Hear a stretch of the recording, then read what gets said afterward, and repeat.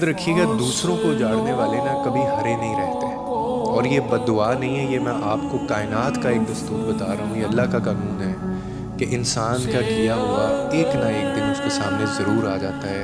लोग करके भूल जाते हैं, अल्लाह नहीं भूलता। दूसरों के रास्ते में कांटे बिछाने वाले खुद कभी भी फूलों के ऊपर वो नहीं चल पाते। ज़िंदगी का जो कानून है ना, अल्लाह का जो कानून है, बहुत सादा है। जो आप करेंगे वो काटेंगे।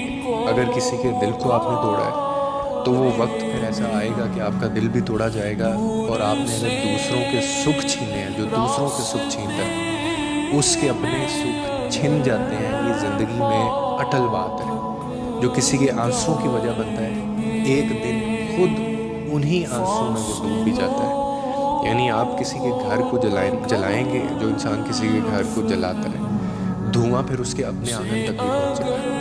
कायनात कभी भी, या अल्लाह का कानून कभी भी किसी जुल्म को बर्दाश्त नहीं करता। अभी नहीं, देर से सही होना ज़रूर है। आप बस अपने वक्त का इंतज़ार करें और फिर इंसाफ खुद बोलेगा।